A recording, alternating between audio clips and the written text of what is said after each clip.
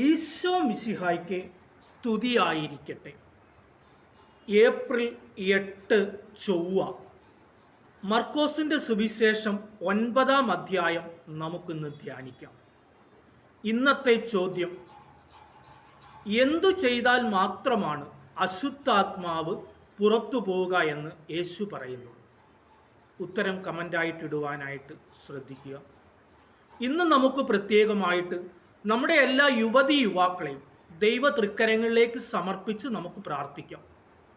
മദ്യത്തിനും മയക്കുമരുന്നുകൾക്കും മറ്റും അടിമകളായി ജീവിതം തന്നെ നശിപ്പിച്ചുകൊണ്ടിരിക്കുന്ന എല്ലാ മക്കളും മാനസാന്തരം കൊടുത്ത് ആനന്ദം ക്രിസ്തുവിലാണെന്ന് തിരിച്ചറിയുവാൻ എല്ലാ മക്കൾക്കും അവസരം കൊടുക്കണമേ എന്ന് നമുക്ക് പ്രത്യേകം പ്രാർത്ഥിക്കാം. യുവതി യുവാക്കളെ പ്രത്യേകം സമർപ്പിച്ചുകൊണ്ട് പിതാവായ ദൈവത്തെ വിളിച്ച് നമുക്ക് പ്രാർത്ഥിക്കാം. സ്വർഗസ്ഥനായ ഞങ്ങളുടെ പിതാവേ, അങ്ങയുടെ നാമം പൂജിതമാകണമേ, അങ്ങയുടെ രാജ്യം വരയണമേ, അങ്ങയുടെ തിരുമന സ്വർഗത്തിലെ പോലെ ഭൂമിയിലുമാകണമേ. അന്നന്ന് വേണ്ടുന്ന ആഹാരം ഇന്ന് ഞങ്ങൾക്ക് തരയണമേ.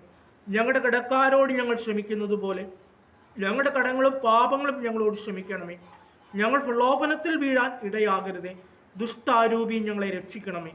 എന്തുകൊണ്ടെന്നാൽ രാജ്യവും ശക്തിയും മഹത്വവും എന്നേക്കും അങ്ങയുടേതാകുന്നു. ആമേൻ. ഇന്ന് നമുക്ക് പ്രത്യേകമായിട്ട് സ്വർഗരാജ്യത്തിലെ വലിയവൻ ആരാണ് എന്നതിനെപ്പറ്റി, അതിലേക്കുള്ള വഴി എന്താണെന്നതിനെപ്പറ്റി നമുക്കൊന്ന് ചിന്തിക്കാം. യേശു കഫർനാമിൽ ഒരു വീട്ടിലായിരിക്കുമ്പോൾ ശിഷ്യന്മാരെ അടുത്തു വിളിച്ച് ഈശോ ചോദിക്കുന്നുണ്ട്, വഴിയിൽ വെച്ച് നിങ്ങൾ എന്തിനെ പറ്റിയാണ് തർക്കിച്ചത്?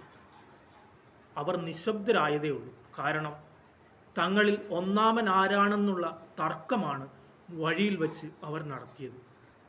സ്നേഹമുള്ളവരെ, നമ്മളും ഒന്ന് ചിന്തിച്ചു നോക്കൂ. പലപ്പോഴും ശിഷ്യന്മാരുടെ സ്ഥാനത്ത് നമ്മളൊന്ന് നിന്ന് നമ്മളെ തന്നെ നമ്മളൊന്ന് വിലയിരുത്തി നോക്കുക.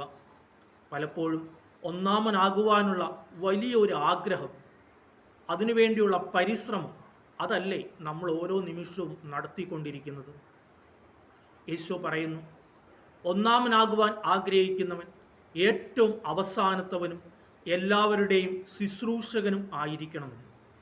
അതേ പ്രിയമുള്ളവരെ, നമുക്കൊന്നാമനാകണമെങ്കിൽ നമ്മൾ ഏറ്റവും അവസാനത്തവനാകണം. അതുപോലെ മറ്റുള്ളവരെ ശുശ്രൂഷിക്കുവാനായിട്ടുള്ള മനസ്സ് നമുക്കുണ്ടാവണം. എന്നാൽ മാത്രമേ ദൈവരാജ്യത്തിൽ നമുക്ക് ഒന്നാമനാകുവാനായിട്ട് സാധിക്കുകയുള്ളൂ. മറ്റുള്ളവരെ ശുശ്രൂഷിക്കുവാൻ, മറ്റുള്ളവരെ സഹായിക്കുവാൻ, മറ്റുള്ളവരോട് അനുകമ്പ തോന്നുവാൻ ഉള്ള വലിയ കൃപ നമുക്ക് നൽകണമേ എന്ന്, അതുവഴി സ്വർഗരാജ്യത്തിലെ ഒന്നാമനാകുവാനുള്ള അനുഗ്രഹം നമുക്ക് ലഭിക്കട്ടെ എന്ന് പ്രാർത്ഥിച്ചുകൊണ്ടും പിതാവിൻ്റെയും പുത്രൻ്റെയും പരിശുദ്ധാത്മാവിൻ്റെയും നാമത്തിൽ ആമേൻ.